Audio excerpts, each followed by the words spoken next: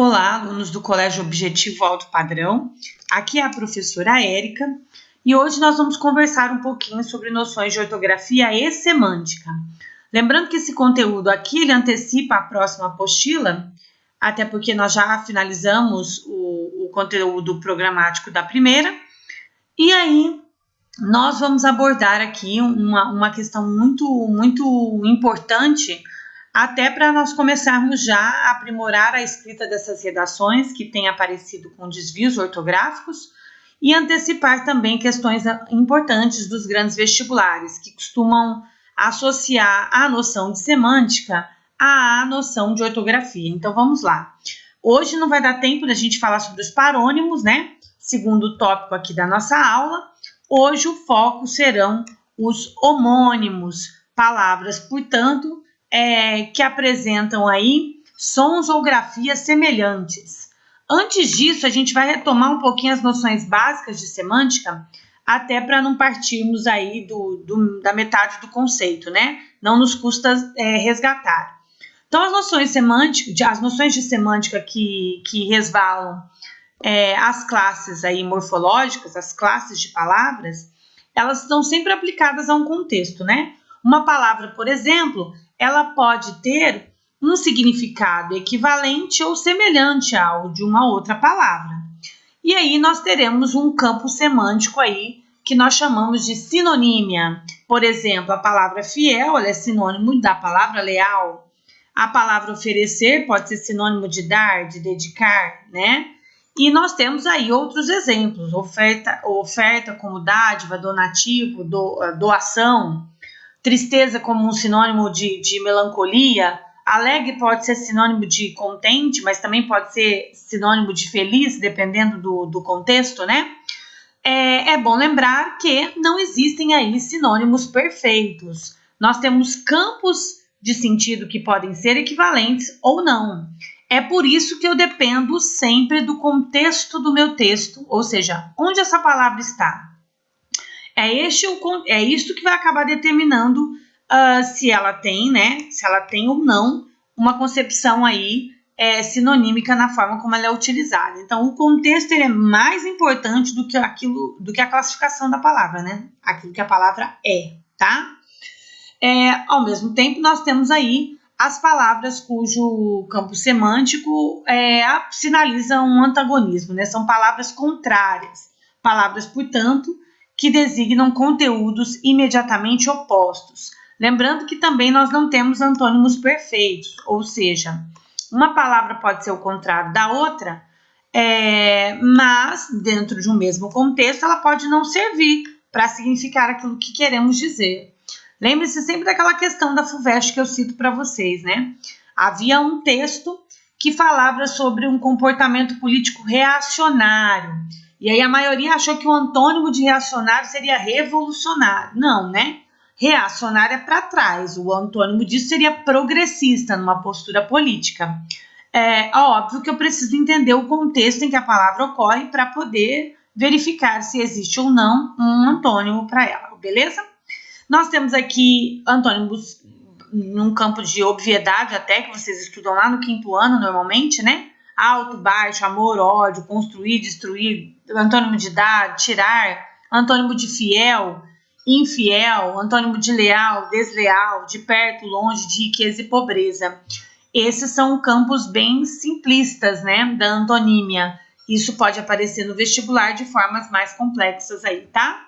Portanto, a gente tem que lembrar que somente o contexto, ou seja, a situação em que a palavra aparece, é que vai me dar, de fato, o campo semântico aí de contraste. Se é de contraste, vai ser um campo semântico de antonímia. E se for de equivalência, vai ser um campo semântico de sinonímia, né? Por exemplo, fogo.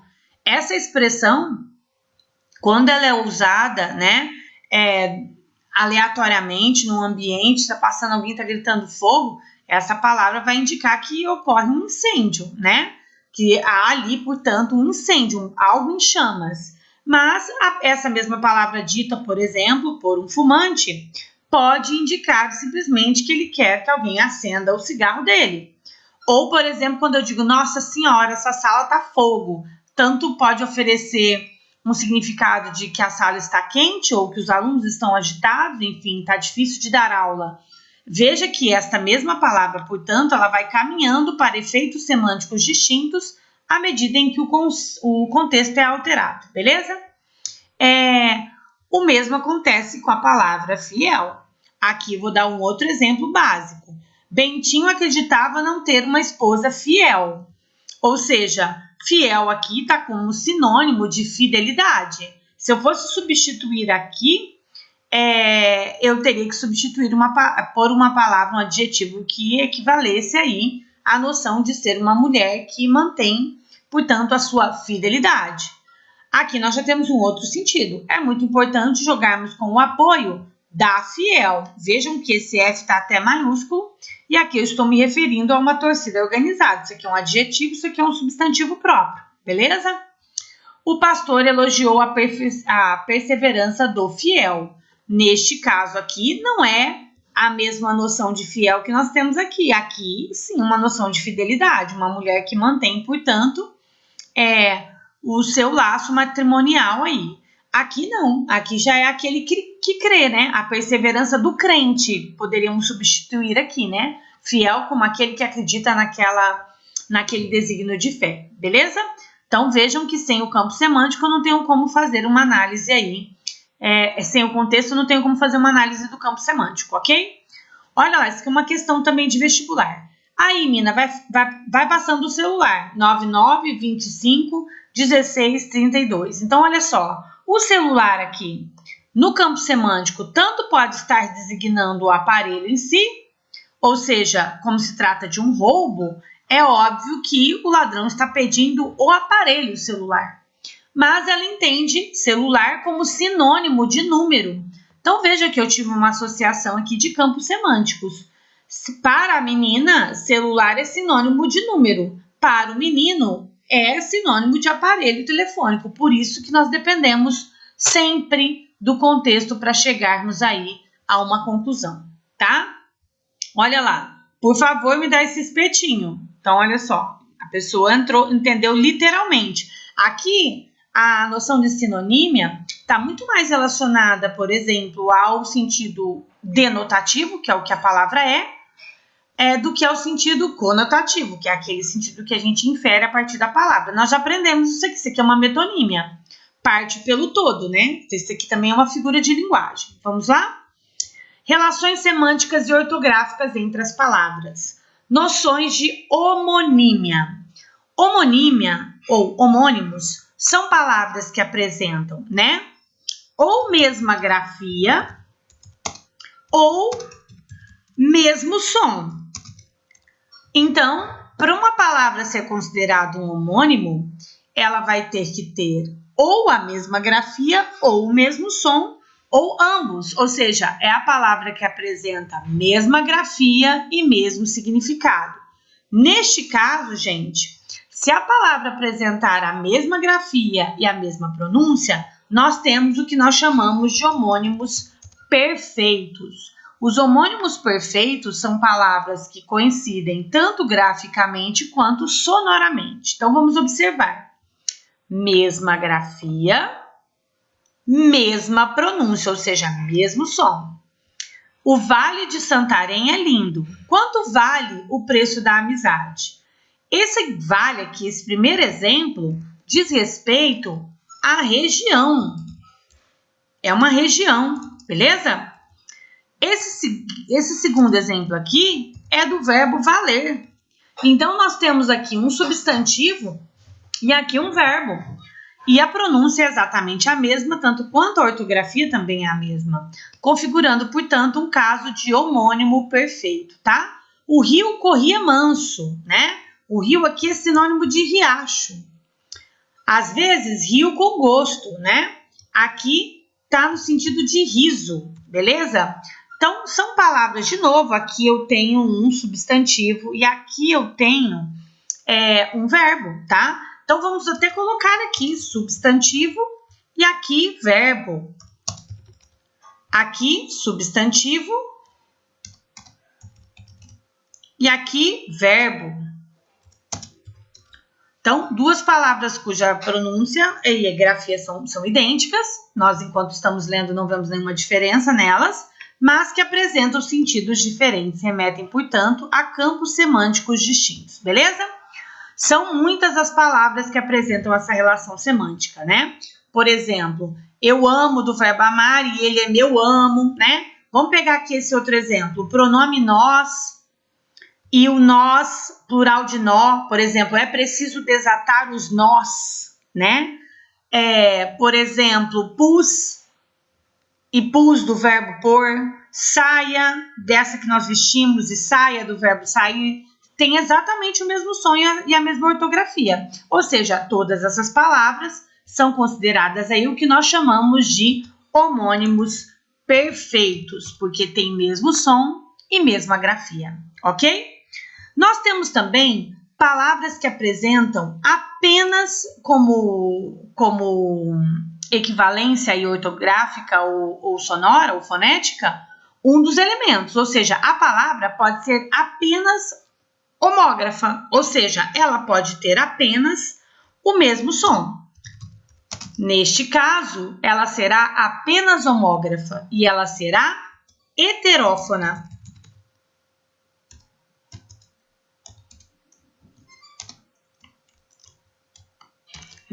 Sons, né?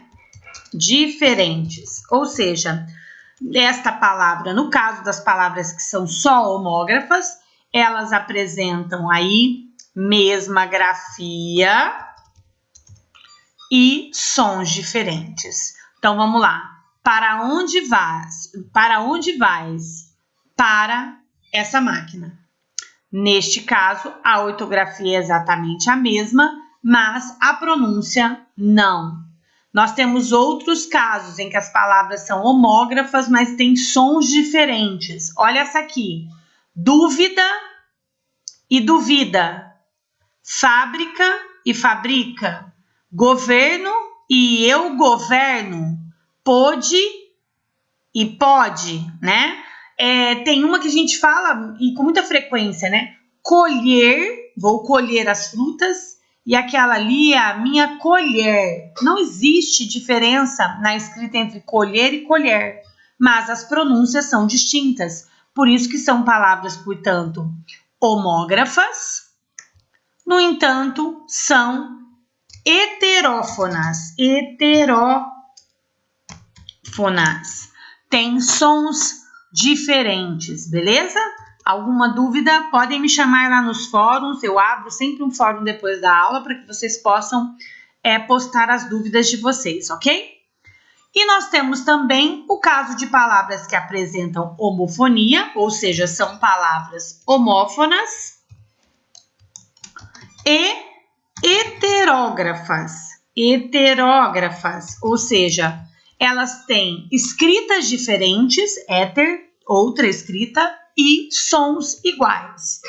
Um exemplo clássico que vocês costumam errar bastante nas redações: conselho e conselho, né?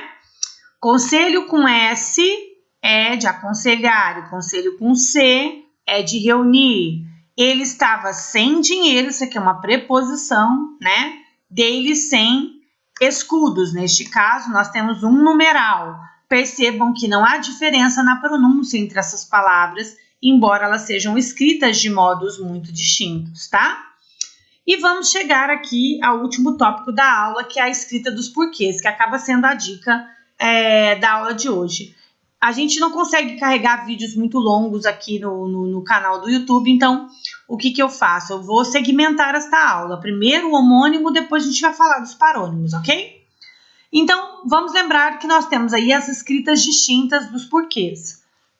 O porquê separado, esse que nós estamos vendo aqui na tela agora, ele é utilizado todas as vezes em que nós tivermos aí ou uma formulação de pergunta ou qualquer outra afirmação que justifique o motivo pelo qual. Então, olha só, não sei por que não quis ficar até mais tarde. Não sei por que razão. Então, olha lá, não quis ficar até mais tarde. Por que ficar até mais tarde? Por que razão ficar até mais tarde? Então, um teste que vocês podem fazer, que é um teste bem simples, é colocar a palavra razão aí na frente desse porquê e ver se ela é cabível, se ela está bem contextualizada aí. Se estiver, nós temos um porquê separado, é o porquê formulador de perguntas, né? Lembrando que nós temos dois separados.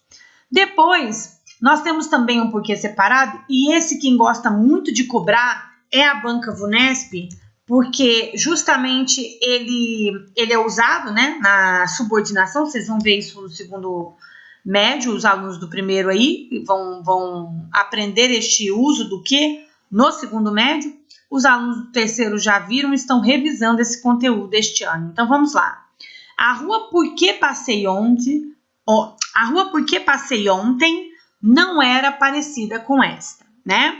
Então, percebam que aqui, esse que, ele é um pronome relativo, ele tem valor de a qual, a rua pela qual eu passei ontem, a rua pela qual, ou a rua por onde passei ontem não era parecida com esta. Isso significa, gente, que esse porquê, ele não é uma conjunção única. Esse por vai ser uma preposição, tem valor de ser uma preposição, tanto que quando eu vou substituí-lo, olha como a preposição permanece lá, ó. É porque, na verdade, o que é um pronome relativo aí totalmente desmembrado do por, não sendo, portanto, uma conjunção neste caso. Nós temos o porquê junto, que vocês usam bastante nas redações. A maioria dos alunos não apresenta problema nessa grafia, mas é sempre bom revisar, né? Esse porquê é o mais fácil de todos, porque ele é sinônimo de pois. Ele é o porquê de resposta, né? Que vocês aprendem lá no ensino fundamental como porquê de resposta. Sempre sinônimo de pois. Então, vamos lá. Vou fazer mais um trabalho, pois preciso de nota para atingir a média. Vejam que ele é junto, sem acento, e ele é uma conjunção coordenativa explicativa, né? Então, a função dele é de ser uma conjunção e a classificação é de ser uma conjunção coordenativa explicativa. E nós temos os dois porquês acentuados. O primeiro deles, que é o porquê com acento aqui, esse porquê com acento separado, ele é escrito desta forma sempre que ele aparecer ao lado de uma pontuação. Então, olha só, ficar na festa mais tarde, por quê? Essa acentuação aqui só tem como justificativa a presença dessa interrogação. Não sei por quê. Esse porquê está aqui acentuado porque está do lado do ponto final. Se eu inverter essa oração aqui, ó, olha como ela vai ficar. Por que ficar na festa até mais tarde? Beleza? Se eu reescrever esta oração aqui, essa que está ali, veja que esse porquê, ele vai perder o acento. Ele vai perder o acento porque ele é igualzinho àquele porquê formulador de perguntas. E ele só está acentuado por causa dessa pontuação. Se eu trouxer esse porquê para o início da oração, ele vai perder o acento, né? Uma vez que não há justificativa para que nós acentuemos a palavra quando ela está no início da oração. Tranquilo? É o formulador de perguntas. Esse porquê acentuado e junto, ele é o único dos porquês que vai funcionar aí como um substantivo. Então, ele funciona como substantivo e eu sei disso porque ele vem acompanhado de alguma palavra aí que normalmente é acompanhante do núcleo nominal, como por exemplo, e é o caso da maioria das vezes, um artigo ou um adjetivo ou um numeral, beleza? Numeral é um conteúdo que nós já vimos também, hein? Lembrar que esse numeral, ele também acompanha o grupo nominal, por isso estamos falando dele aqui, tá? Diga-me o porquê de sua contestação. Neste caso, ele é sinônimo de motivo. Diga-me o motivo de sua contestação. Tem um porquê, tem um motivo. Percebam que se eu for substituir esse porquê por um sinônimo, que no caso aqui é motivo, o artigo, ele permanece. Então, diga-me o porquê, diga-me o motivo. Tenho um porquê, tenho um motivo. Se fossem dois motivos, acompanharia aqui o numeral. Isso significa que ele é mesmo um substantivo, porque o termo acompanhante aí é um termo adjacente ao grupo nominal. Tá joia?